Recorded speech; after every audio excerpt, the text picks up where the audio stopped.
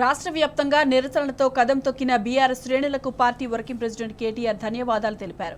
Assembly సాక్షిగా అప్రజాస్వామికంగా వ్యవహరిస్తున్న కాంగ్రెస్ సర్కారు వ్యతిరేకంగా బీఆర్ఎస్ ఒక్క పిలుపునిస్తే తెలంగాణ వ్యాప్తంగా నిరసన తెలిపినందుకు ధన్యవాదాలు చెప్పారు. ఇవాళ కార్యక్షేత్రంలో మీరు చూపించిన సమరోత్సాహం బీఆర్ఎస్ రాష్ట్ర నాయకత్వానికి కూడా కొండంత స్ఫూర్తినిచ్చిందన్నారు. 14 ఏళ్ల ఉద్యమ ప్రస్థానంలో ఎలా ప్రాణాలకు తెగించి పోరాడారో ఇవాళ ప్రధాన ప్రతిపక్షంగా కూడా తెలంగాణ ప్రజల సమస్యల పరిష్కారం కోసం అంతకు రెట్టింపు తెగువతో మీరు పిడికిలి బిగించిన తీరు అభినందనీయమన్నారు. బీఆర్ఎస్ శాసనసభ్యులు మాజీ మంత్రి జగదీష్ రెడ్డి ప్రశ్నలకు సమాధానాలు చెప్పలేకే సస్పెండ్ చేసి సభ నుంచి పారిపోయిన కాంగ్రెస్ సర్కారు ప్రజాక్షేత్రంలో 4 కోట్ల ప్రజల నుంచి తప్పించుకోలేదన్నారు.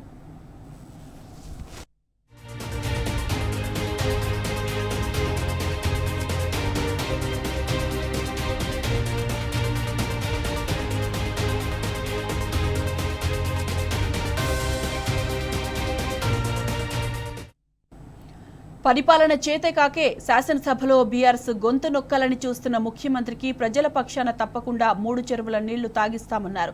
6 గ్యారంటీలతో ఆగం చేసి 420 హామీలతో మభ్యపెట్టి తెలంగాణ రాష్ట్రాన్ని దివాళా దిశగా నడిపిస్తున్న కాంగ్రెస్ సర్కారు పాపం పండిందన్నారు.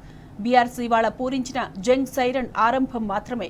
రానున్న రోజుల్లో ఈ మోసకారి ప్రభుత్వం మెడలు వంచేదాకా ఉద్యమ పంథాను కొనసాగిద్దామని కేటీఆర్ పిలుపునిచ్చారు. ప్రాణాలకు తెగించి కొట్లాడి తెచ్చుకున్న తెలంగాణను కాపాడుకునేందుకు ఇలాగే సంఘటిత శక్తిగా ముందుకు సాగుదామన్నారు.